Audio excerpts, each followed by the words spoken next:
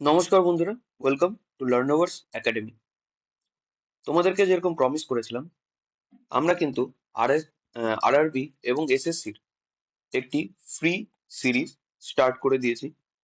আজকে সেই সিরিজের প্রথম গণিত ক্লাস, কোয়ান্টিটেটিভ অ্যাপটিটিউডের আজকে প্রথম ক্লাস। আমরা প্রথমে যে টপিকটা শিখবো সেটা হচ্ছে পার্সেন্টেজ। আচ্ছা, পার্সেন্টেজের তিনটে ক্লাস থাকবে। তিনটে ক্লাসের আজকে ফার্স্ট ক্লাস হবে, ঠিক আছে? এই পার্সেন্টেজ আমরা কি কি শিখবো? বেসিক কনসেপ্টটা জানবো পার্সেন্টেজের, ইনকাম অ্যান্ড এক্সপেন্ডিচার জানবো, কনজামশন অ্যান্ড এক্সপেন্ডিচার অর্থাৎ খরচ। যেরকম ধরে নাও, একটি পরিবারের যদি 10 কেজি চাল দরকার হয় মাসে, আর চালের দাম যদি 80 টাকা পার কেজি, পরের মাসে চালের দাম 90 টাকা পার কেজি হয়ে গেল, আর তার জন্য 10 কেজি থেকে কম চাল তারা কিনতে পারছে, তাহলে কত শতাংশ কমে গেল চালের কনজামশন? তাহলে সেটাই বের করা। এরকম ধরনের অঙ্ক আমরা কনজামশন এবং খরচে দেখবো, ঠিক আছে? তারপরে আমরা দেখবো ট্যাক্সের উপরে অঙ্ক, যেরকম ইনকাম ট্যাক্স যদি বেড়ে যায়, স্যালারি যদি একই থাকে, তাহলে কত টাকা কম পাচ্ছে বা কত শতাংশ কমে যাচ্ছে তার ইন হ্যান্ড স্যালারি। এগুলো সব আমরা ট্যাক্সের অঙ্কে দেখবো। সাকসেসিভ ইনক্রিজ অর ডিক্রিজ অর্থাৎ যদি একটি মান প্রথমে তাকে বাড়ানো হয় এত শতাংশ, তার মানে এত পার্সেন্টেজ দিয়ে বাড়ানো হয়, পরে কমিয়ে দেওয়া হয়, আবার বাড়ানো হয়, তাহলে মূলের উপরে সেই মানটি কত বাড়লো বা কমলো, কত পার্সেন্টেজ বাড়লো বা কমলো, সেটাই আমরা এই টাইপের অঙ্ক দেখবো, ঠিক আছে? এক্সামিনেশন অ্যান্ড ইলেকশন অর্থাৎ নির্বাচনের অঙ্ক। আচ্ছা, নির্বাচনের অঙ্ক কিন্তু খুবই ইম্পর্টেন্ট, কারণ এর আগের বার যে 2025-এর যে এসএসসি এক্সাম, সেই এসএসসি এক্সামে কিন্তু এই টপিকটি প্রায় প্রত্যেকটা এক্সামে অলমোস্ট সবগুলো শিফটেই কিন্তু দেখা গিয়েছে, ঠিক আছে? আচ্ছা, জনসংখ্যা বৃদ্ধি বা ঘাটতি, এই টাইপের অঙ্ক।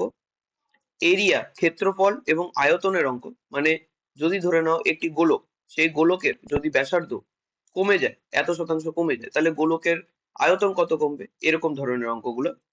ভেন ডায়াগ্রামের অঙ্ক। ভেন ডায়াগ্রাম কি? ভেন ডায়াগ্রাম হচ্ছে, তোমরা ছোটবেলায় সেট পড়েছো, সেটে কিন্তু এরকম ডায়াগ্রাম দেখতে পারতে। ধরে নাও এই ডায়াগ্রাম দিয়ে আমি বুঝাচ্ছি যে পৃথিবী যতগুলো মানুষ রয়েছে, সেই সব মানুষকে আমি এই ডায়াগ্রাম দিয়ে বোঝাচ্ছি। আর ধরে নাও আমি এই গোলের মধ্যে যারা অঙ্ক জানে তাদেরকে বোঝাচ্ছি, আর এই গোলের মধ্যে যারা রিজনিং জানে তাদেরকে বোঝাচ্ছি। তাহলে দেখো যে দুটো গোল যেখানে কাটছে, যে অংশটা দুটো গোল কেটে দিচ্ছে, এই অংশটা কি? এই অংশটা সেই সব মানুষদেরকে বোঝাচ্ছে যারা অঙ্ক আর রিজনিং দুটোই জানে। তাহলে কত শতাংশ মানুষ অঙ্ক রিজনিং দুটোই জানে, কত শতাংশ মানুষ অঙ্কও জানে না রিজনিংও জানে না, এই টাইপের অঙ্ক ভেন ডায়াগ্রামের মধ্যে আমরা পেয়ে থাকি, ঠিক আছে?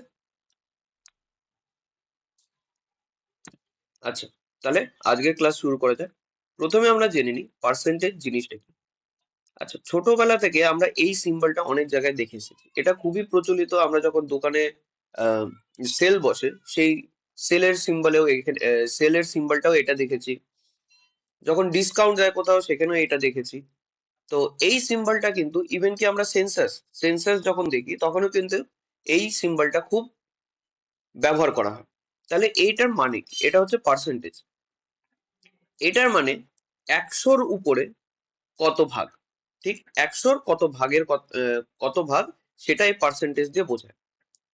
মানেটা কি? যে ধরে নাও আমি যদি বলি 20%, মানে 100-র 20 ভাগ। যদি আমি বলি 45%, তাহলে 100-র 45 ভাগ। যদি আমি বলি 32%, তাহলে সরি 100-র 32 ভাগ, ঠিক আছে? তাহলে পার্সেন্টেজ মানে হচ্ছে 100-র উপরে কত মান, ঠিক? আচ্ছা, এবার ধরে নাও একটি গ্রামে বা একটা এলাকায় যদি ধরে নাও 100 জন বাস করে, ঠিক আছে? আমি বললাম সেই এলাকায় 60% হচ্ছে মেল, পুরুষ, 40% সেখানে বাস করে ফিমেল। তাহলে আমি কিভাবে বলবো যে কতজন মেল আছে কতজন ফিমেল? এটা আমি কি বললাম যে মেল এই 60% মানে কি, 60%, 60% মানে কি? যে 100 জনের উপরে 100 ভাগের 60 ভাগ। আচ্ছা, কতজন আছে? 100 জন। 100 জনের 100 ভাগ অর্থাৎ 100 বাই 100, তার 60 ভাগ অর্থাৎ গুণ 60। ঠিক, আমি এটাকেই আরেকটু আলাদাভাবে লিখে এইভাবেও লিখতে পারি। তার মানে কি, 100 জনের 60% মানে 100 গুণ 60। তাহলে এটা আমি কাটাকাটি করে কত পাচ্ছি? 60। তাহলে 60 জন আমার এখানে পুরুষ আছে। এরকম করেই 40% আমি বের করতে পারি। 100-র 40% মানে হচ্ছে 100 গুণ 40 বাই 100, কাটাকাটি করে পাচ্ছি আমি 40। তাহলে 40টা ফিমেল। ঠিক, তুমি ধরে নাও এই প্রশ্নটি যদি আমি করি 500 জনের 70% ধরে নাও, বা এভাবে ধরো যে একটি স্কুল আছে,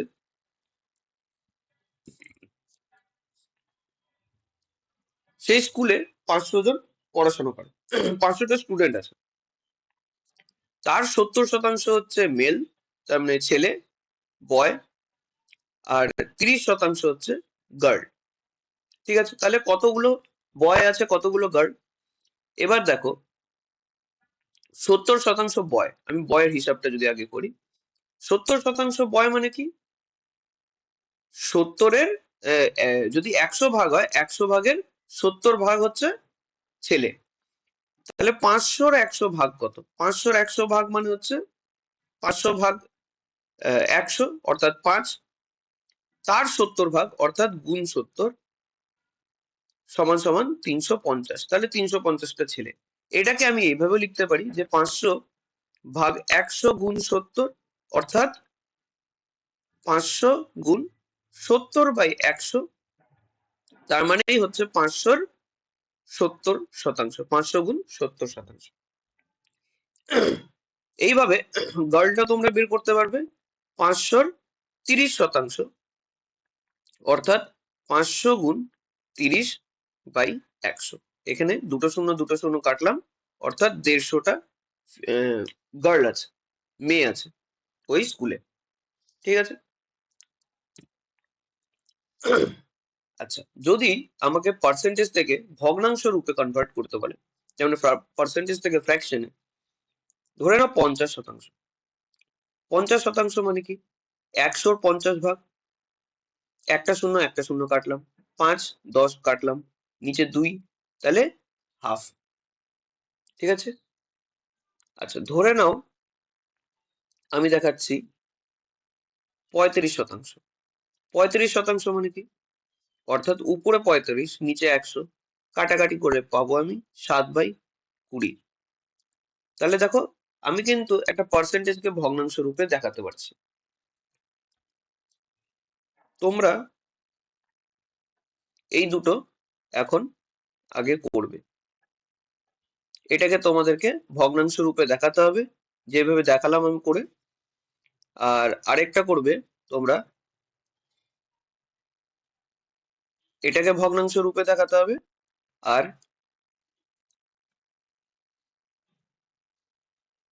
এটাকে ভগ্নাংশ রূপে দেখাতে হবে। এই 3টা প্রশ্ন তোমরা এবার ভিডিওটা পজ করে করো।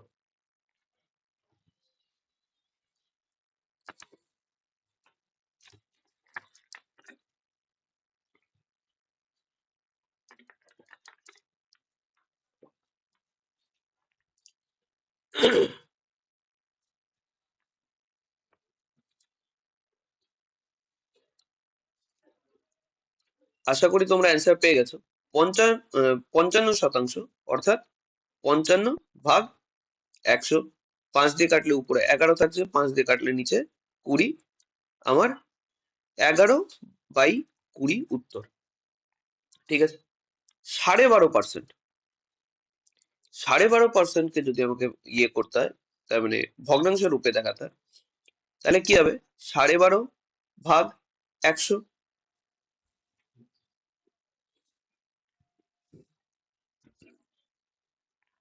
5 দিয়ে কাটলে এটা আসবে 20, 5 দিয়ে কাটলে এটা আসবে 2.5, আবার 5 দিয়ে কাটলে এটা আসবে 0.1, এটা 5 দিয়ে কাটলে আসবে 4। অর্থাৎ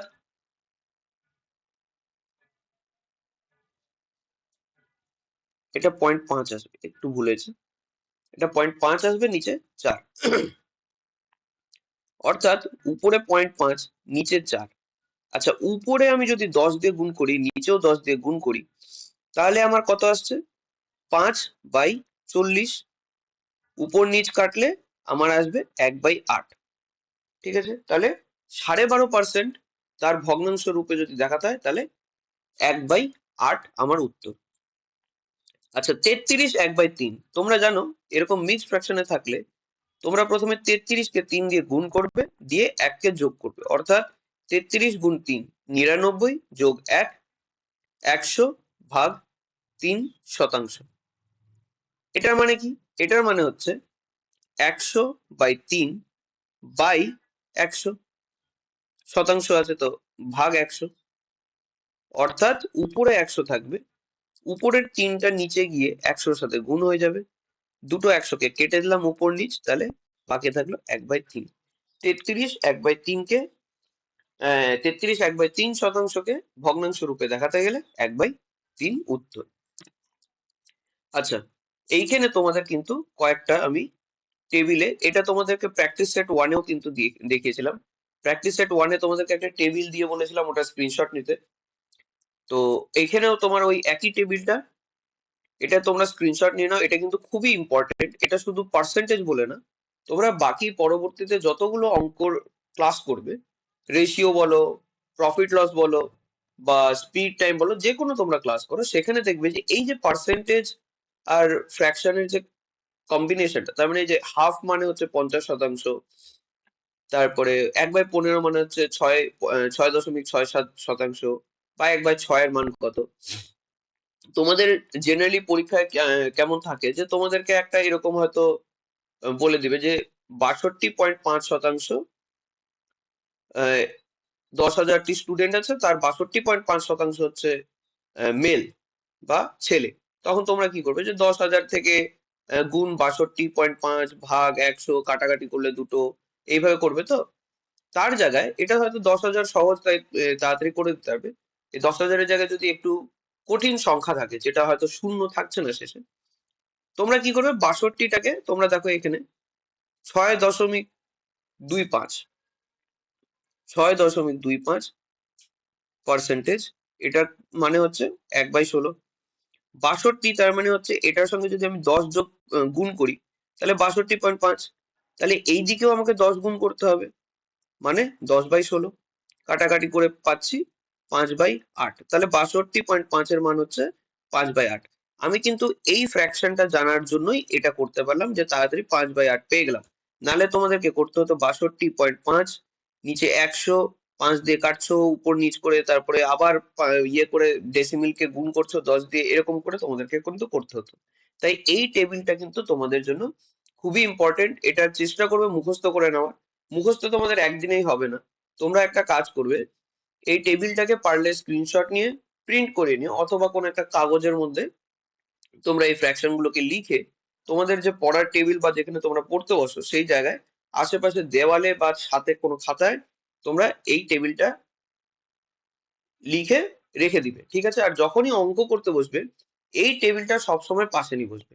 আমি দুটো টেবিল দুটো না, কয়েকটা টেবিলের কথা বলছি। সেটা হচ্ছে স্কোয়ারের টেবিল, যে ধরে নাও 2-এর স্কোয়ার কত, 4-এর স্কোয়ার কত, এই স্কোয়ারের টেবিল, কিউবের টেবিল,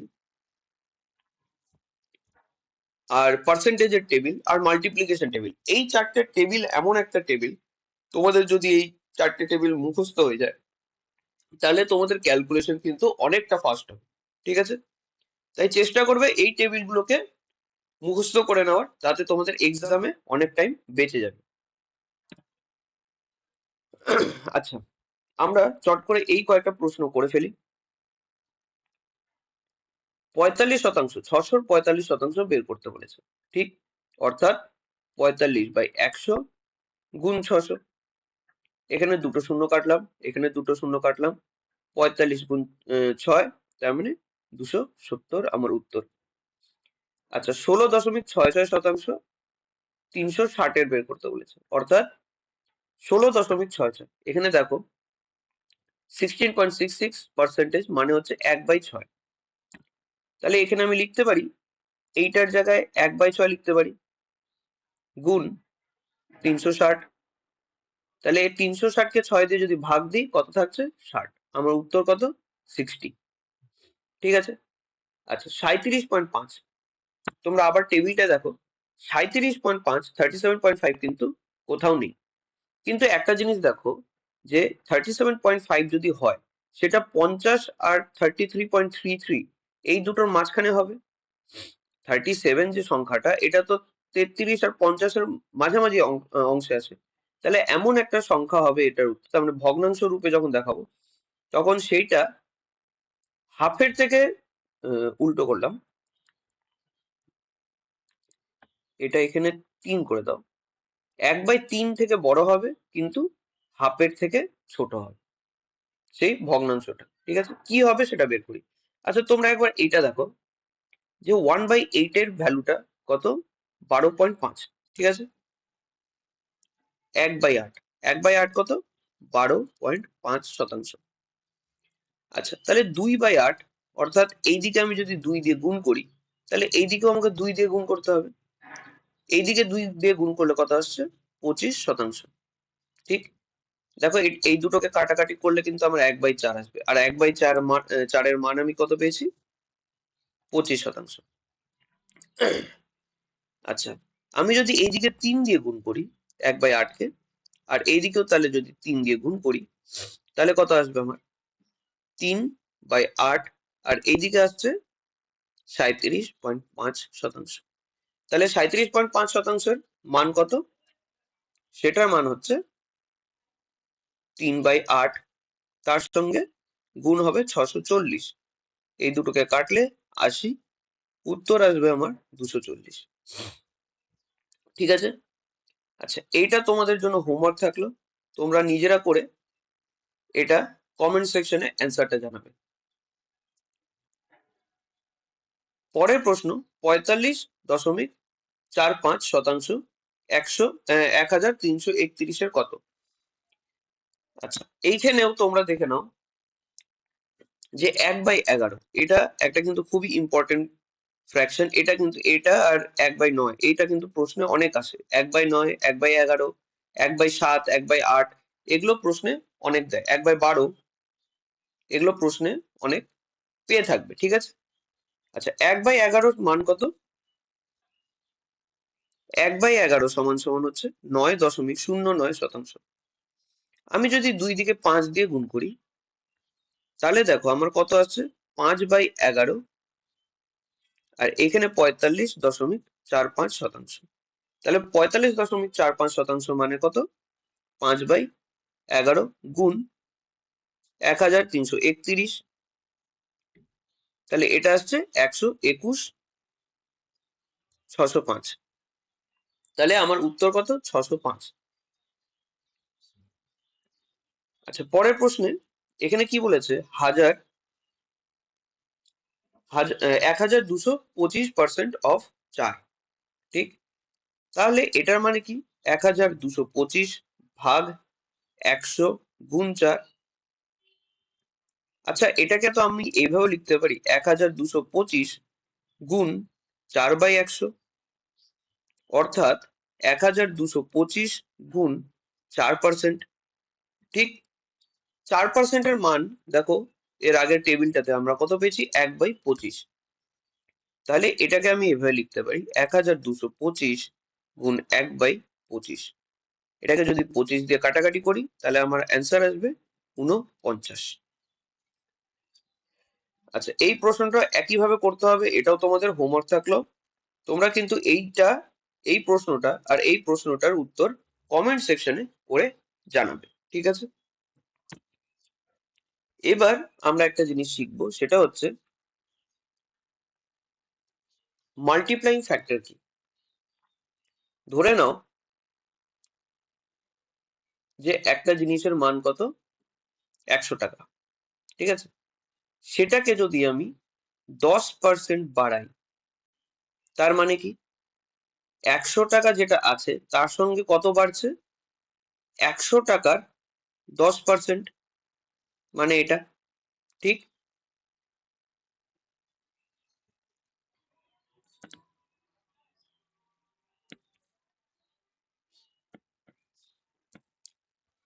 এটার মান হচ্ছে 110%, 10% অফ 100। ঠিক আছে, 100-র সাথে যোগ হবে, অর্থাৎ 100 যোগ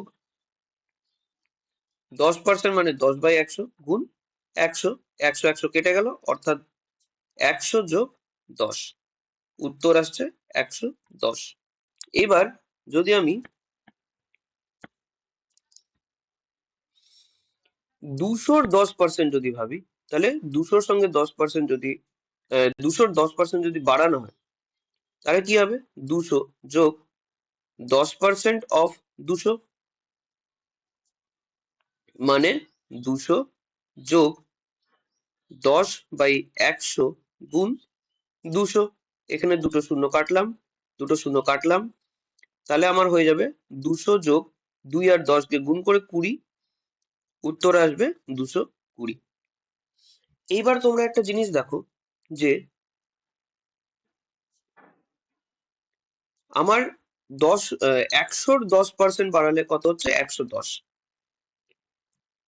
অর্থাৎ যদি আমার মান 100 টাকা থাকে, তার 10% বাড়িয়ে আমি পেতাম 110। তাহলে 200 টাকা থাকলে তার 10% যদি বাড়াই, এটার 10% বাড়ালে আমি 110 টাকা পাচ্ছি। এটার 10% বাড়ালে 200 100-র কত গুণ? 2 গুণ। এটার কত গুণ? 2 গুণ। তার মানে 220। ঠিক? অর্থাৎ একটা জিনিসের মূল্য যদি 100 হয়, 10% বাড়ালে সেটার মূল্য গিয়ে দাঁড়াচ্ছে 110। তাহলে 200-র যে মূল্য, 200-র 100 ভাগ যদি আমি ভাবি, 200-র 100 ভাগের 110 গুণই হচ্ছে 200-র 10% বাড়ানো। অর্থাৎ সেটাকে আমি বলতে পারি 200 গুণ 110/100। এখানে দুটো শূন্য কাটলে, তাহলে যদি আমাকে কেউ প্রশ্ন করে যে 200-র যদি 10% বাড়াতে হয়, তাহলে আমাকে কি দিয়ে মাল্টিপ্লাই করতে হবে? 11/10 দিয়ে। ঠিক আছে, সেরকম ভাবে ধরে নাও যদি আমাকে বলতো কেউ যে 500-র 25% বাড়াতে হবে, মানে কি? 500 যোগ 25% অফ 500, অর্থাৎ 500 যোগ 25% মানে জানি আমি 1/4 গুণ 500, বা এটাকে 25/100ই রাখো, ক্যালকুলেশনে সুবিধা হবে। এখানে দুটো শূন্য কাটলাম, এটা দুটো শূন্য কাটলাম, অর্থাৎ 500 যোগ 125, আমার উত্তর আসবে 625। এবার দেখো এই অঙ্কটাই 25% মানে আমি কি বলেছিলাম? 1/4। ঠিক? তার মানে কোনো জিনিসের 4 ভাগের 1 ভাগ বাড়িয়ে দেওয়া। 25% বাড়ানো মানে হচ্ছে 4 ভাগের 1 ভাগ বাড়িয়ে দেওয়া, আর 25% কমিয়ে দেওয়া মানে হচ্ছে 4 ভাগের 1 ভাগ, এটা 4 ভাগের 1 ভাগ কমিয়ে দেওয়া। তাহলে 25% বাড়িয়ে দেওয়া মানে কি? 4 ভাগের 1 ভাগ বাড়িয়ে দেওয়া, অর্থাৎ জিনিসটা হয়ে যাবে 5। তার মানে যদি 4 টাকা থাকে, তাহলে 1 ভাগ বাড়িয়ে দিয়ে নতুন মূল্যটা হবে 5 টাকা। তাহলে 500-র যদি আমি 4 ভাগ করি, তার 5 ভাগ, সেটাই হচ্ছে আমার নতুন দামটা হবে। 500 টাকার যদি 25% বাড়ানো হয়, তার মানে হচ্ছে 4 ভাগ করে তার 5 ভাগ করে দেওয়া। তার মানে 5 দিয়ে গুণ করে দেওয়া, সরি 5 ভাগ না, 4 ভাগ করে তাকে 5 দিয়ে গুণ করা। তাহলে 4 দিয়ে এটাকে কাটলে 125, তার সঙ্গে 5 গুণ করো, তাহলে 625 আমার উত্তর। ঠিক আছে, আচ্ছা এরকম ভাবে যদি আমি ধরে নিই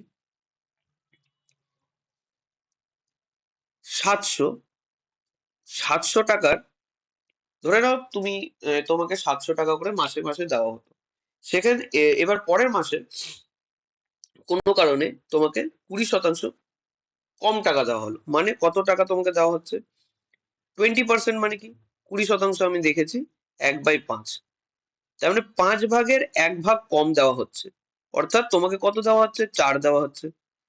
তাহলে 700-র 5 ভাগ মানে হচ্ছে 5 দিয়ে ডিভাইড করতে হবে। তার 4টে ভাগ তোমাকে দেওয়া হচ্ছে। অর্থাৎ 7 ইন্টু 20 ইন্টু 4, 28, 4, 5, 560। ঠিক আছে, তোমাকে তাহলে কত ভাগ দেওয়া হচ্ছে? 560। টাকা দেওয়া হচ্ছে। বুঝতে পেরেছো? এইখানে এই যে 4/5, 11/10 বা 5/4, এগুলো হচ্ছে এক একটা মাল্টিপ্লাইং ফ্যাক্টর। মানে হচ্ছে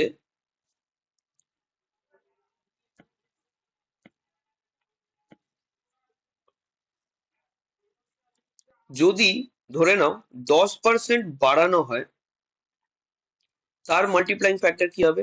11/10। যদি 10% কমানো হয়, তার মাল্টিপ্লাইং ফ্যাক্টর কি হবে? 9/10।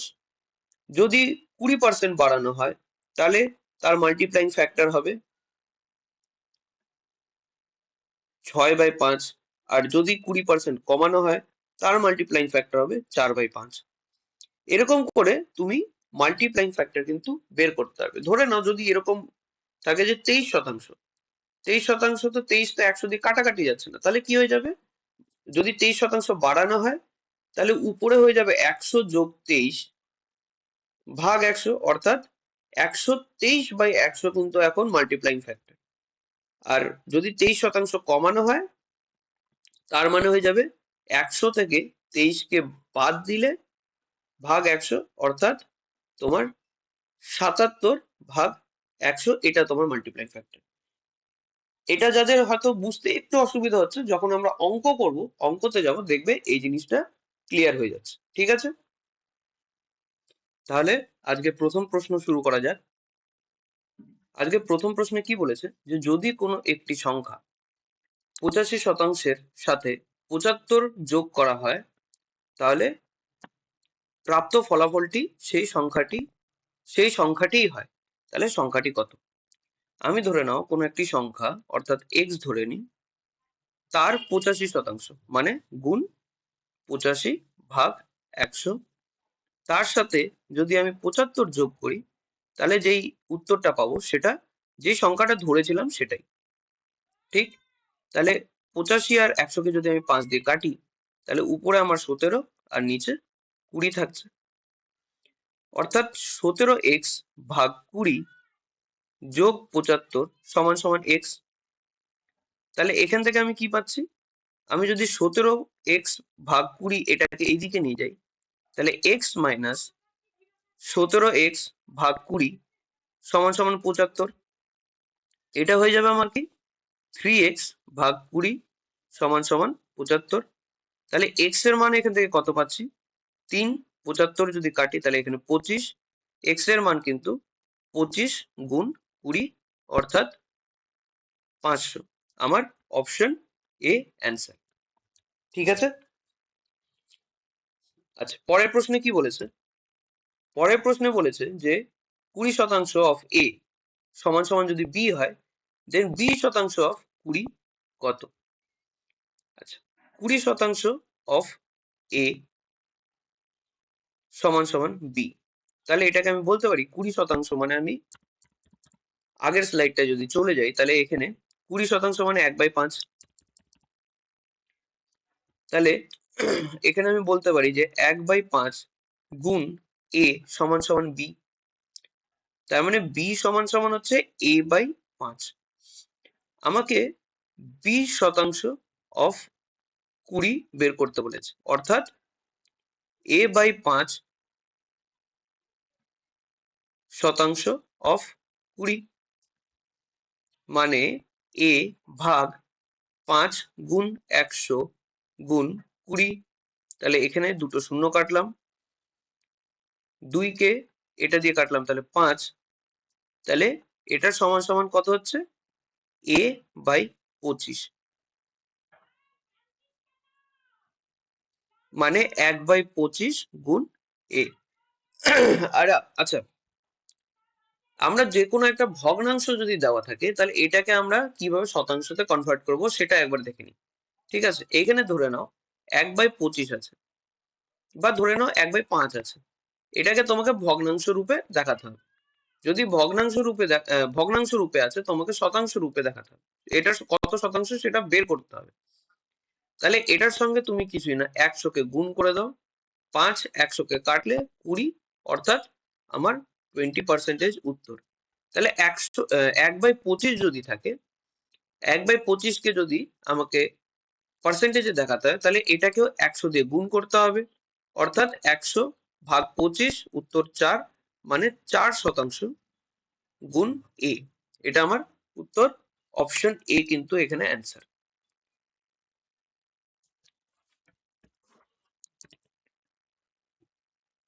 পরের প্রশ্নে আমাকে কি বলা হয়েছে যে যদি 350-এর x প্লাস 20% 220-র x শতাংশের থেকে 25% বেশি হয়, তবে x প্লাস 50-এর 10% x এর 15%-এর থেকে কত শতাংশ কম?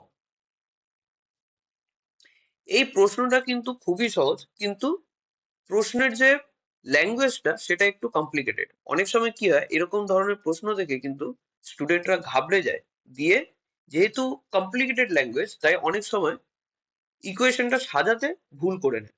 তাই তোমরা এরকম প্রশ্নে কিন্তু প্রথমে ইকুয়েশনটা সাজিয়ে নিবে।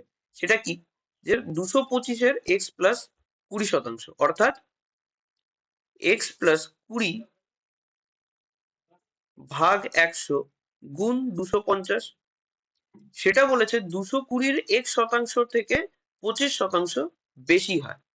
আচ্ছা, 220-র x শতাংশ মানে কি? 220 গুণ x বাই 100। ঠিক, এটা থেকে আমাকে বলেছে যে এই যে এই মানটা, এইটা এই পুরো মান থেকে কত কম? 25% কম। আমি একটা জিনিস মনে করে দেখো, মাল্টিপ্লাইং ফ্যাক্টর বোঝানোর টাইমে কি বলেছিলাম? 25% কম যদি হয়, অর্থাৎ 1/4 কম হওয়া, তারপরে 4 ভাগের 1 ভাগ কম হওয়া, মানে 3/4। আচ্ছা, এটা বেশি বলেছে, কম না, এটা বেশি। তাহলে এখানে হয়ে যাবে 25% বেশি মানে 5/4। তাহলে এই ছোট সংখ্যাটার সাথে যদি আমি 5/4 গুণ করি, তাহলে আমি বড় সংখ্যাটি পেয়ে যাব। ঠিক আছে, তাহলে এই দুটো সমান, অর্থাৎ এইখানে যদি একটা শূন্য কাটি, 5 দিয়ে কাটি এটা 2, 5 দিয়ে কাটলে এটা 5, তাহলে x প্লাস 20 5/2 সমান সমান কি হচ্ছে? এখানে 4 আর 220-কে কাটা যাবে 2 দিয়ে, তাহলে নিচে 2, উপরে 110, এখানে একটা শূন্য আর একটা শূন্য কাটা যাবে, তার মানে 5 গুণ 11 গুণ x ভাগ 2 গুণ 10, এখানে নিচে দুটো 2, উপরে দুটো 5 কেটে দিলাম। তাহলে এখানে কত আসছে আমার? 10 গুণ 10টা উপরে গিয়ে গুণ হয়ে যাচ্ছে, তাহলে 10 গুণ x প্লাস 20 সমান সমান 11x। তার মানে 10x প্লাস 200 সমান সমান 11x। তাহলে এখানে আমার x 10টাকে 10কে যদি এইদিকে নিয়ে যায়, তাহলে x বাকি থাকছে, সমান সমান কত আসছে? 200। আমাকে প্রশ্নে কি বলেছে যে x প্লাস 50-র 10%, অর্থাৎ 10/100 গুণ x প্লাস 50 মানে 200 প্লাস 50, তার মানে 250। 250-র 10% কত হয়? 25। এইটা x এর 15%। x মানে হচ্ছে এখানে 200, 200-র 15% মানে হচ্ছে 15/100, অর্থাৎ 30। আমাকে বলেছে যে এই সংখ্যাটি এই সংখ্যা থেকে কত কম, কত শতাংশ কম। আচ্ছা, কত কম আগে বের করে নিই। 5 কম। ঠিক, তাহলে 5 কতর উপরে কম? 30 থেকে 5, তার মানে 30 থেকে 5 কম। 30-এর 5 কম, তাহলে তো 25 আসবে। ঠিক, তাহলে কত শতাংশ কম হচ্ছে? 5/30 গুণ 100, অর্থাৎ এখানে দুটো শূন্য কাটলাম, 50/3 অ্যান্সার কত আসবে? অ্যান্সার হবে আমার 16.67%। ঠিক আছে, এটা আমার উত্তর, অপশন সি আমার অ্যান্সার। তাহলে পরের প্রশ্নে যাওয়া যায়। পরের প্রশ্নে কি বলেছে যে ইফ এ ইজ 25% মোর, তার মানে যদি এ বি এর থেকে, এটা 25 হবে, হ্যাঁ এটা 25 হবে, আর এটা হবে 33 1/3%। আমাকে বলেছে যদি বি এ বি এর থেকে 25% বেশি হয় এবং সি এ এবং বি এর যোগফল থেকে 33 1/3 কম হয়, তাহলে সি এর থেকে কত শতাংশ বেশি হবে? অর্থাৎ এ থেকে যদি বি 25% বেশি হয়, মানে 25% বেশি মানে কিন্তু আমি মাল্টিপ্লাইং ফ্যাক্টর তোমাদেরকে বলেছিলাম কত হয় 1/4। 1/4 বেশি হওয়া মানে 4/1 বেশি হওয়া 5/4 হয়ে যাবে, ঠিক আছে। এ হচ্ছে 5/4 গুণ অফ বি, কেন? কারণ এ বড়, বি ছোট, তাহলে বি এর 5/4 গুণ হচ্ছে এ। বা তুমি এইভাবেও বলতে পারো এ বাই বি মানে হচ্ছে 5/4। আমি যদি ধরে নিই এর মান হচ্ছে 5 আর বি এর মান হচ্ছে 4, তাহলে আমি বলতে পারি এ প্লাস বি এর মান কত হচ্ছে 5 প্লাস 4, অর্থাৎ 9 আমার উত্তর, ঠিক। আচ্ছা, এইখানে কি বলেছে যে সি এ প্লাস বি এর কয় ভাগ? এই এ প্লাস বি যোগফলের থেকে 33 1/3 কম। 33 1/3 মানে আমরা জানি 1/3। আচ্ছা, 33 1/3 কম হওয়া মানে কি? তার মানে 3/1 কমে যাওয়া, অর্থাৎ 2। তাহলে সি হচ্ছে 2 ভাগ, এ প্লাস বি 3 ভাগ, তাহলে আমি বলতে পারি C by A plus B সমান সমান 2 ভাগ বাই 3 ভাগ। আচ্ছা, এইখানে দেখো এই যে 3টা এ প্লাস বি এর মান যে আমি 3 পেয়েছি, আমি যখন 5 এর মান 5 আর বি এর মান 4 ধরছি, তখন উত্তর কত আছে 9। তার মানে এই 3 এর মানটাই আসলে 9, অর্থাৎ 3 গুণ। তাহলে সি এর মান কত আসবে? 2 এর 3 গুণ, অর্থাৎ 6, ঠিক আছে। এই জায়গাটা আশা করি ক্লিয়ার হয়েছে যে এ প্লাস বি তে আমি যখন এ কে 5 ধরছি আর বি কে 4 ধরছি, এ প্লাস বি এর মান কত পাচ্ছি 9। এইখানে সি আর এ প্লাস বি এর অনুপাত কত পেয়েছি? 2:3। এই যে 3টা এটাই সমান সমান 9। তাহলে 2 এর অর্থাৎ সি এর মান কত পাচ্ছি? 6। তাহলে এ পাচ্ছি আমি 5, বি পাচ্ছি আমি 4 আর সি এর মান পাচ্ছি 6। আমাকে প্রশ্নে জিজ্ঞাসা করেছে যে সি তাহলে এর থেকে কত শতাংশ বেশি। সি দেখা যাচ্ছে এ থেকে কত বেশি? 1 বেশি। তাহলে কত বেশি, কত শতাংশ বেশি হচ্ছে এ থেকে? 1 বেশি হচ্ছে, 5-এর থেকে 1 বেশি হচ্ছে, গুণ 100, অর্থাৎ 20% কিন্তু সি এর মান এর মান থেকে বেশি, অর্থাৎ অপশন আমার সি অ্যান্সার, ঠিক আছে। পরের প্রশ্নে যাওয়া যাক। পরের প্রশ্নে কি বলেছে যে ঋষভ 3,330 টাকায় এ বি ও সি এই 3টি বস্তু কিনেছে। যদি এর দাম সি এর দামের তুলনায় 25% বেশি হয় এবং সি এর দাম বি এর দামের তুলনায় 20% বেশি হয়, তাহলে এর দাম কত? আচ্ছা, এ বি সি এই 3টের দ্রব্যের দাম কত? 3,330 টাকা, ঠিক আছে। আমাকে বলেছে যে এর দাম সি এর দাম থেকে তুলনায় কত বেশি? 25%। 25% বেশি হওয়া মানে কোনো জিনিসের দাম যদি 4 টাকা হয়, তাহলে সেটা হয়ে যাবে 5 টাকা, ঠিক আছে। আমি কিন্তু আর ওই আবার 1/4 বেড়ে যাওয়া 4-এ এটা আর দেখাবো না। এবার থেকে একবারে 25% যেখানে বেশি হবে সেখানে 5/4 দিয়ে গুণ করে দেবো, ঠিক আছে। এবার কোনটা বেশি? এ এর দাম বেশি, অর্থাৎ সি এর দামের সঙ্গে যদি 5/4 গুণ করি, তাহলে এর দামটা পেয়ে যাবো, অর্থাৎ সি বাই এর মান কত পাচ্ছি? 4/5, ঠিক আছে। বা তোমরা এটাকে এইভাবে করতে পারো যে 4 এইদিকে গুণ হয়ে যাবে, মানে 5c সমান সমান 4a। তাহলে সি বাই এর মূল্য হচ্ছে 4/5, ঠিক আছে। সি বাই এর মূল্য 4/5, ঠিক আছে। আচ্ছা, এইবার পরেরটাতে কি বলেছে? এবং সি বি এর দামের তুলনায় 20% বেশি। 20% বেশি মানে হয়ে যাবে 20% মানে 1/5, তাহলে 20% বেশি মানে 6/5। এখানে বড় সংখ্যা কি? সি বি এর দামের তুলনায় এত বেশি, তাহলে সি বড়, তাহলে 6-কে আমি সি ধরবো, 5-কে কমটা হচ্ছে বি। ঠিক আছে, তাহলে সি বাই বি এর অনুপাত কত? 6/5। এইবার দেখো এখানে দুটো সি, এখানে দুটো ক্ষেত্রে কিন্তু সি আছে, তাহলে আমাকে এই 6 আর 4-কে সমান করতে হবে। ঠিক, আচ্ছা 6 আর 4-এর যে লসাগু A B R C, A R C এর যে অনুপাত পাচ্ছি কত? 5-4। আর বি আর সি এর অনুপাত পাচ্ছি 5-6। এই দুটোকে যদি সমান করতে হয় তাহলে একে আমি 12 বানাতে পারি, 12 বানাতে গেলে 3 দিয়ে গুণ করতে হবে, একে 12 বানাতে গেলে 2 দিয়ে গুণ করতে হবে, তাহলে দেখো দুটোই 12 হয়ে যাচ্ছে, সি এর মান কিন্তু দুই ক্ষেত্রেই একই হচ্ছে।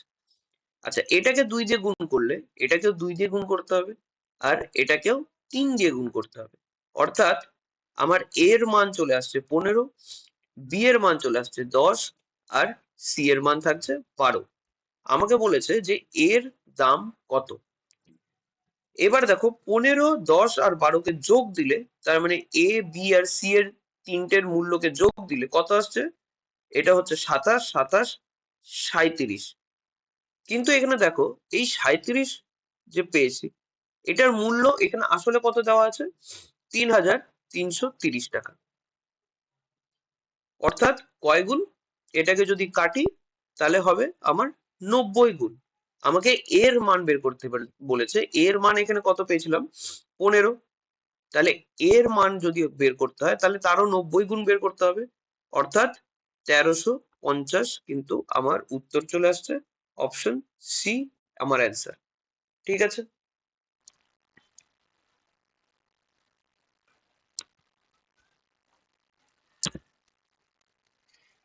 আচ্ছা এবার একটা নতুন টপিক আমরা স্টার্ট করতে চলেছি, সেটা হচ্ছে আয় এবং ব্যয়। ইনকামকে যদি আমি, ইনকাম হচ্ছে আমার আয়, ব্যয় মানে হচ্ছে এক্সপেন্ডিচার, আর আয় থেকে ব্যয়কে বাদ দিলে যেটুকু পড়ে থাকে সেটা আমি সঞ্চয় করছি। ধরে নাও আমার যদি 100 টাকা আয় হয় আর ব্যয় হয় 60 টাকা, তাহলে আমি কত টাকা সঞ্চয় করছি? 40 টাকা। অর্থাৎ আয় থেকে ব্যয়কে বাদ দিলে যেই টাকাটা পড়ে থাকে সেটা হচ্ছে আমার সঞ্চয়।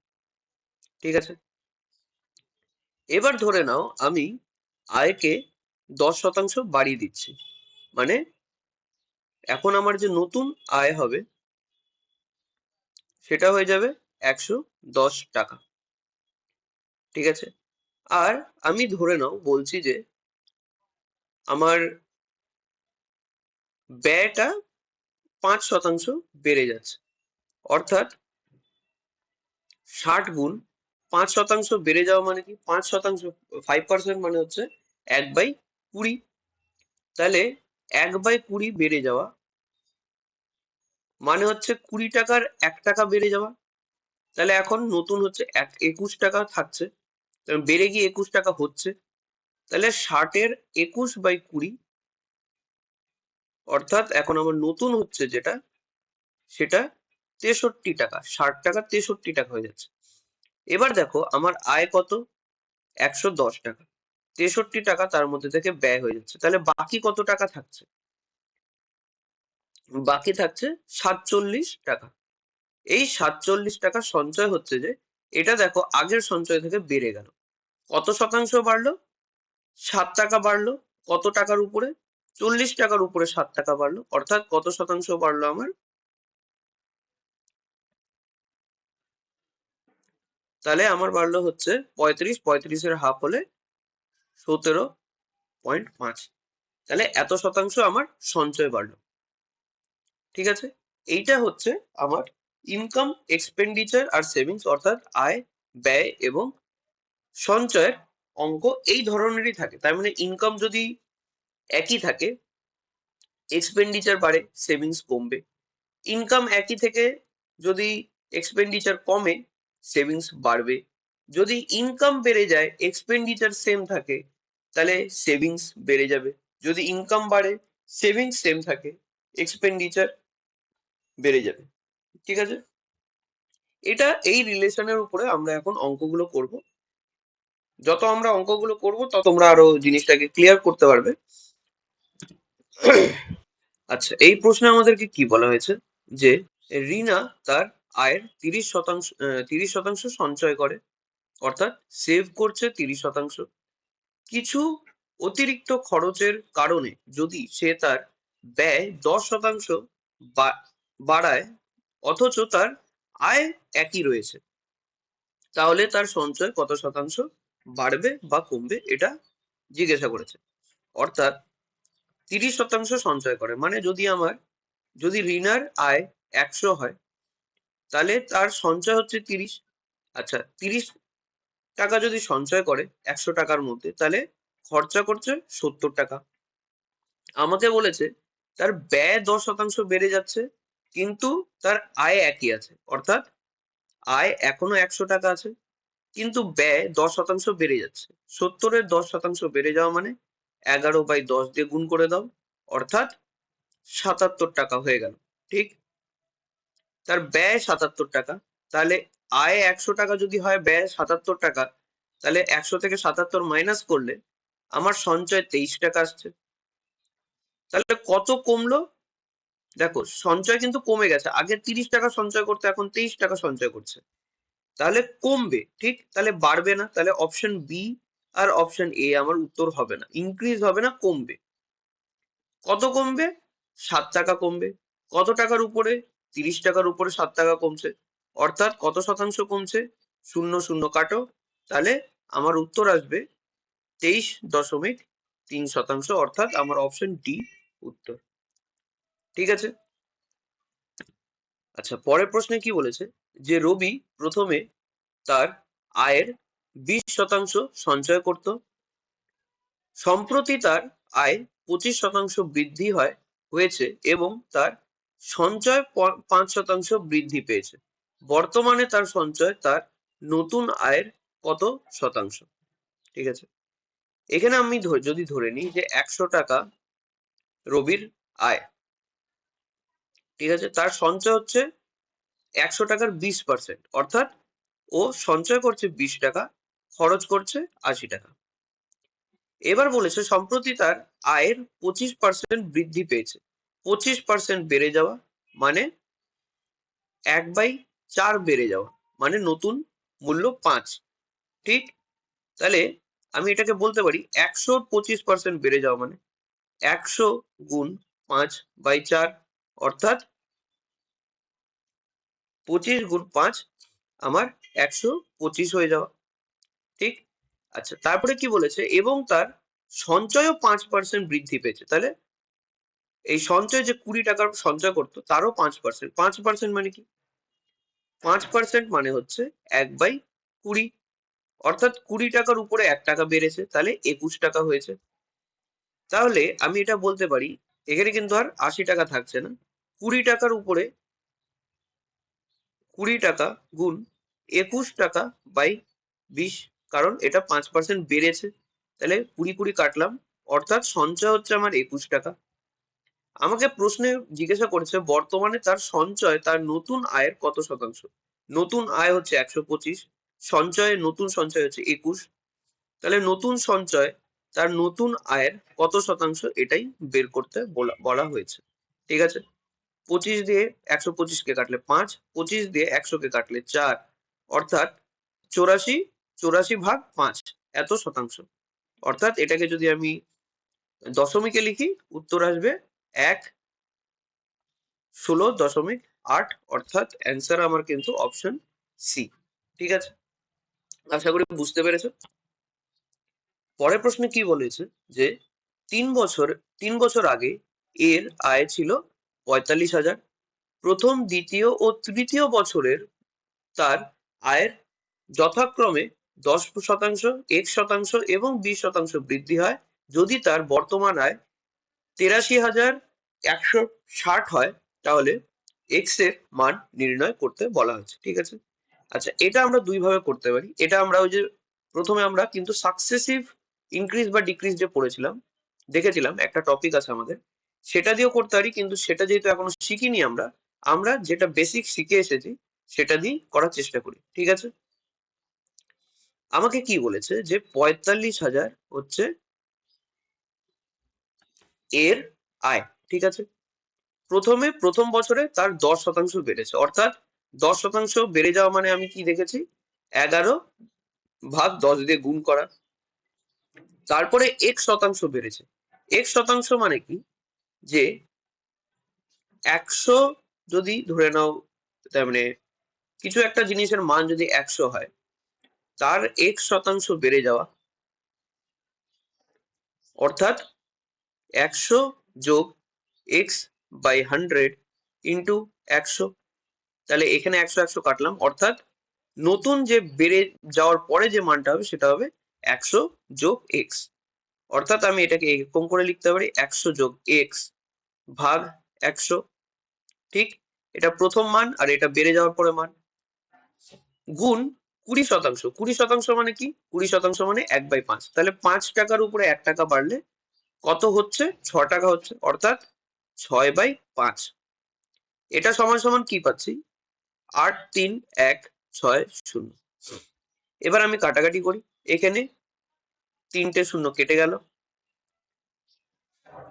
আচ্ছা, 5 আর 45 কে কাটলে 9, 9 কে এটা দিয়ে কাটলে হচ্ছে 9 2 4 0। আচ্ছা, 11 দিয়ে যদি কাটি, 11 দিয়ে হবে আমার 8 4 0 840। আর 6 দিয়ে 840 কে কাটলে আমার আসবে 140। অর্থাৎ 100 যোগ এক্স সমান সমান 140।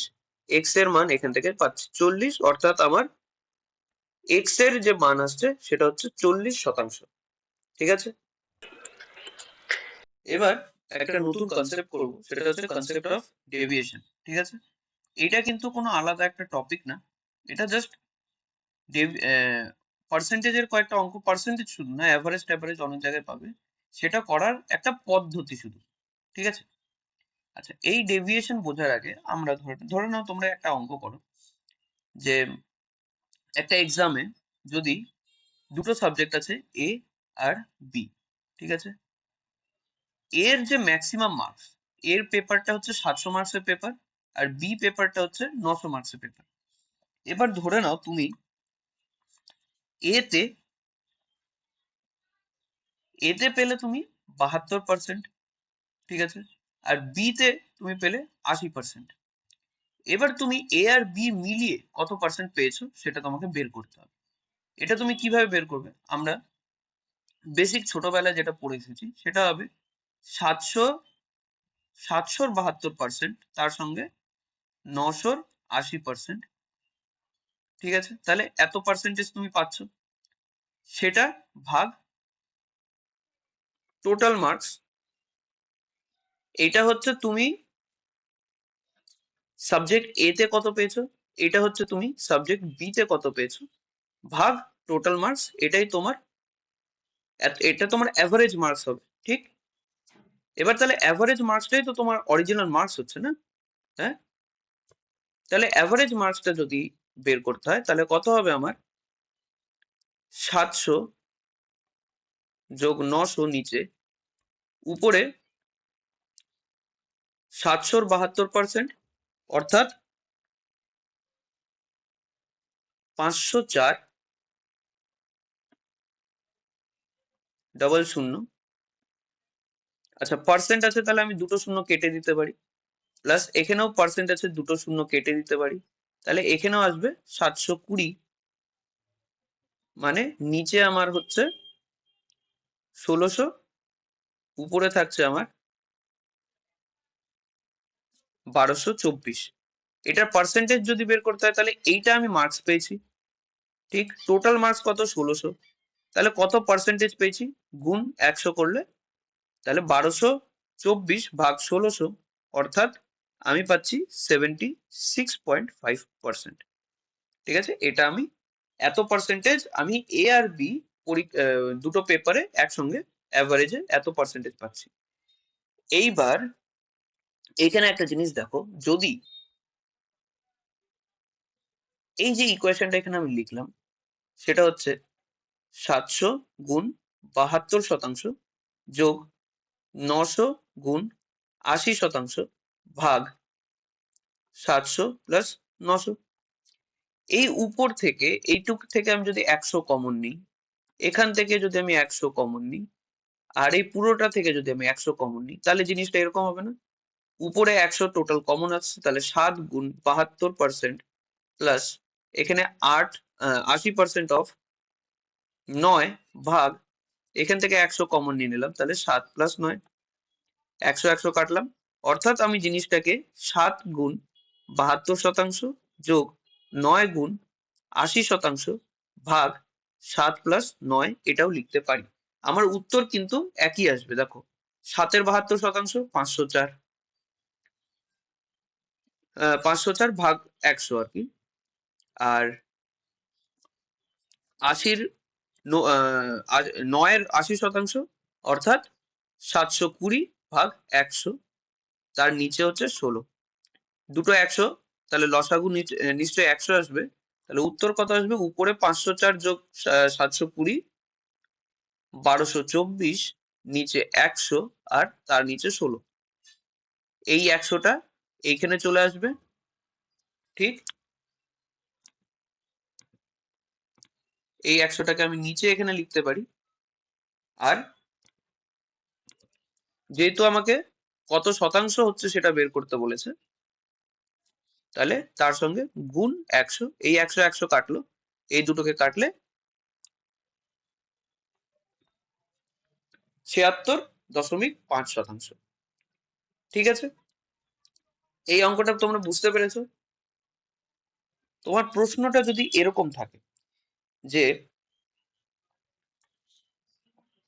তোমার ধরে নাও এক্সপেন্ডিচার, যে ব্যয় আর সঞ্চয়, এটা দুটো 3:2 রেশিওতে, 3:2 অনুপাতে রয়েছে তোমার ব্যয় এবং সঞ্চয়।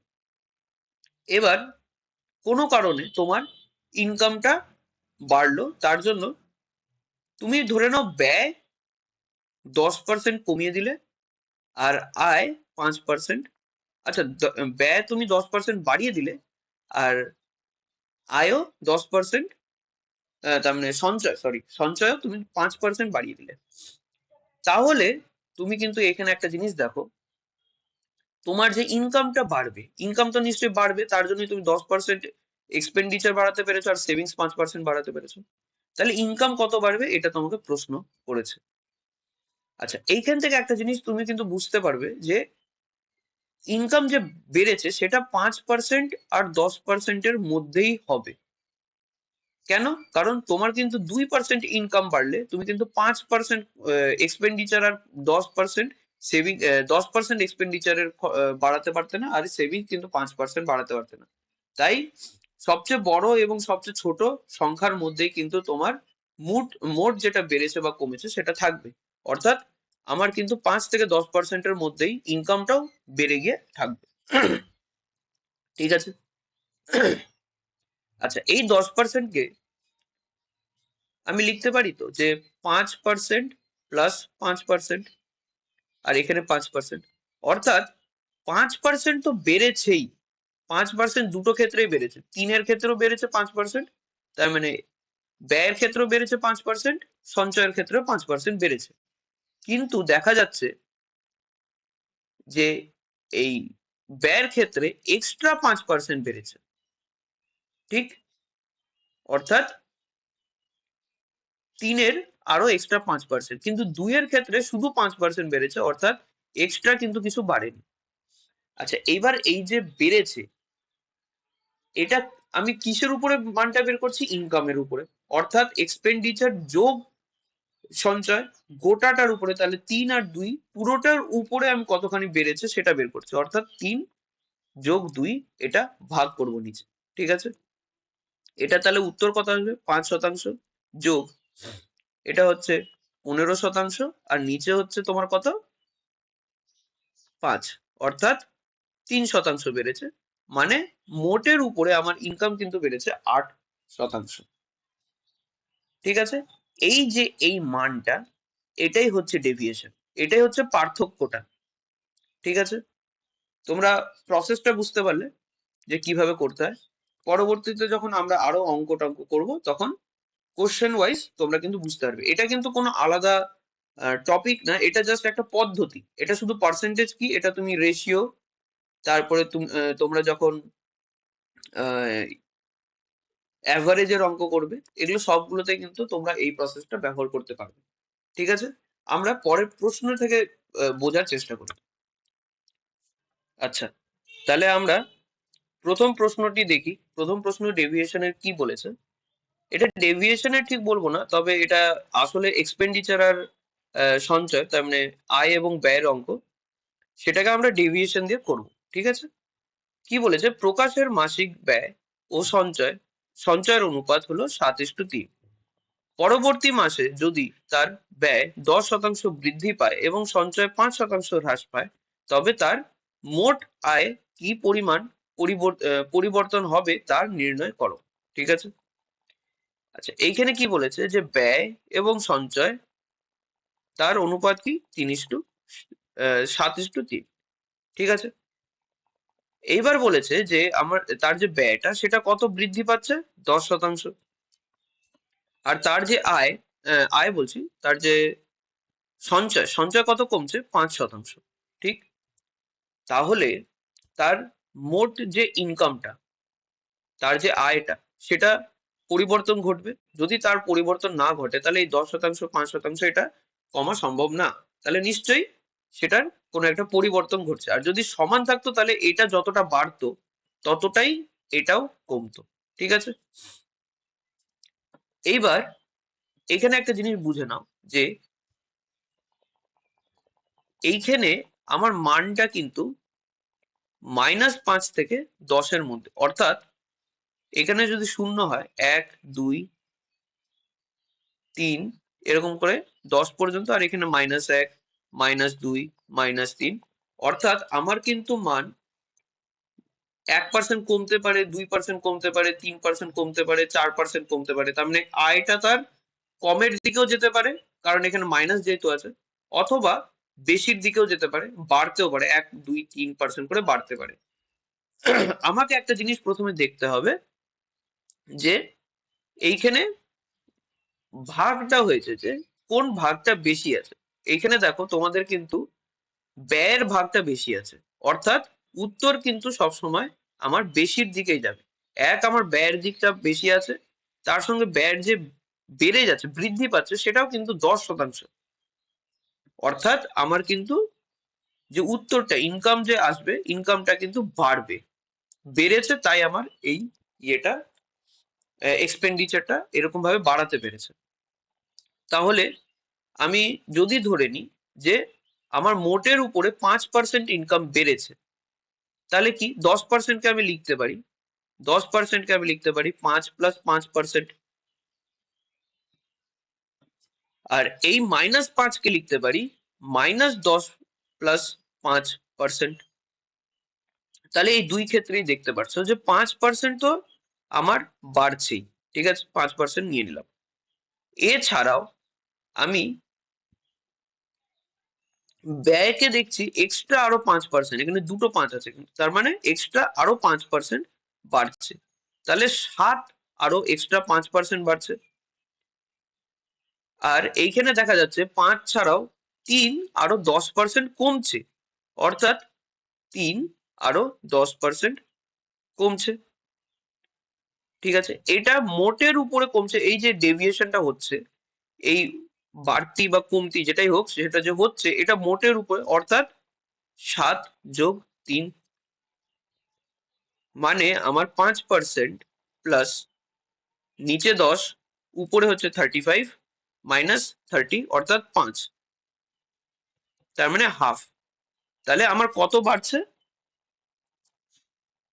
আমার বাড়ছে হচ্ছে ইনকাম আসলে বাড়ছে হচ্ছে 5.5%। অপশন বি আমার উত্তর। ঠিক আছে, এইভাবে ডেভিয়েশন ইউজ করে আমরা কিন্তু অঙ্ক সলভ করতে পারি।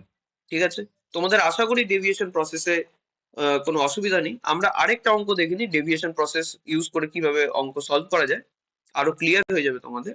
এখানে কি বলেছে যে একটি কোচিং সেন্টারে শিক্ষার্থীদের এ বি এবং সি এই তিনটি গ্রুপে ভাগ করা হয়েছিল।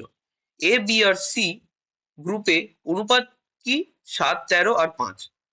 এবার পরের মাসে কোচিং সেন্টারে নতুন শিক্ষার্থীরা ভর্তি হয় এবং এ বি আর সি গ্রুপে যথাক্রমে তাদেরকে 17%, 20% আর 19% বৃদ্ধি পায়। আচ্ছা, বলেছে যে 7:13 আর 5 এই রেশিওতে এ বি সি তিনটে গ্রুপ ভাগ করা হয়েছে একটা কোচিং সেন্টারের স্টুডেন্টসদেরকে। ঠিক আছে, এবার পরের মাসে কি হয়, নতুন স্টুডেন্ট অ্যাপ্লাই করে, নতুন স্টুডেন্ট ভর্তি হয়। তাহলে গ্রুপ এ তে বেড়ে যায় 17%, গ্রুপ বি তে বেড়ে যায় 20% আর গ্রুপ সি তে বেড়ে যায় 19%। তাহলে মোটের উপরে কতখানি স্টুডেন্ট, মানে পুরো কোচিং সেন্টারে যে স্টুডেন্টরা বেড়েছে, তাহলে কত পার্সেন্টেজ স্টুডেন্ট পুরো কোচিং সেন্টারের উপরে বেড়েছে। আচ্ছা, তাহলে গ্রুপ এ, গ্রুপ বি আর গ্রুপ সি, আমি তিনটে গ্রুপ, তাদের অনুপাত কি 7:13:5। আচ্ছা, গ্রুপ এ কত বেড়েছে 17%, গ্রুপ বি কত বেড়েছে 20% আর গ্রুপ সি কত বেড়েছে 19%। এখান থেকে দেখো, তাহলে কিন্তু টোটালের উপরে যত বেড়েছে সেটা 17%-এর থেকে 20%-এর মধ্যে হবে। সবচেয়ে ছোট হচ্ছে 17%, সবচেয়ে বড় 20%। অর্থাৎ উত্তর, মানে 17 থেকে 18 বলবো না, কারণ এটা দশমিকে উত্তর আসতে পারে। 17 থেকে 20%-এর মধ্যে উত্তর আসবে। ঠিক আছে, এইবার আমি যদি ধরে নিই, এটাকে আমি লিখলাম 17%, ঠিক আছে, 20-কে লিখলাম 17 প্লাস 3%, আর 19-কে লিখলাম 17 প্লাস 2%। মানে কি? মানে হচ্ছে যে 17% কিন্তু তিনটেই বাড়ছে, তার সঙ্গে এক্সট্রা গ্রুপ বি বাড়ছে 3% আর গ্রুপ সি এক্সট্রা বাড়ছে 2%। অর্থাৎ 17% যে এটা তো বাড়ছেই, তার সঙ্গে এক্সট্রা গ্রুপ এ কিছুই বাড়ছে না, তো আমি গ্রুপ এ লিখলাম না। গ্রুপ বি কত বাড়ছে 13, 3% এক্সট্রা বাড়ছে। তার সঙ্গে গ্রুপ সি 5, সেটা বাড়ছে আরো 2% এক্সট্রা। আচ্ছা, এই যে বেড়েছে এটা পুরোটার উপরে বেড়েছে, ঠিক পুরো টোটাল যতগুলো স্টুডেন্ট তার উপরে বেড়েছে। অর্থাৎ এটাকে ভাগ দিব আমি 7+13+5। আমার উত্তর কত আসবে? এইদিকে সলভ করি, তাহলে এইদিকে 17% প্লাস, আচ্ছা উপরে এটা 39, 13 × 3 39, 39, আর 5 × 2 10। তাহলে 39+10, তার মানে হচ্ছে আমার 49, ঠিক। আর এখানে হচ্ছে আমার 20+5 অর্থাৎ 25।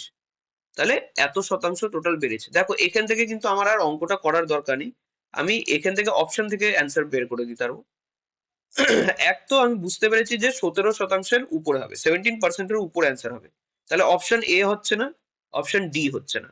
ঠিক আছে, এবার 49/25 এটা কিন্তু একের থেকে বড়, ঠিক। 49/25, কারণ উপরের সংখ্যাটা বড় আছে, তার জন্য এই যে ভগ্নাংশটা সেটা একের থেকে বড়।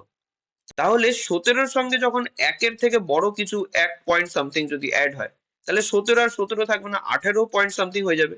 তাহলে 17.12 উত্তর হচ্ছে না, আমার অপশন একটাই থাকছে, 18.96 উত্তর হবে। ঠিক আছে, আচ্ছা তাহলে আজকে আমরা বেসিক কনসেপ্ট আর ইনকাম এক্সপেন্ডিচার কমপ্লিট করে ফেলেছি, আর তার সাথে আমরা ডেভিয়েশনের ক্লাস করেছি, ডেভিয়েশন ইউজ করে কিভাবে অঙ্ক করতে হয় সেটাও শিখে নিয়েছি।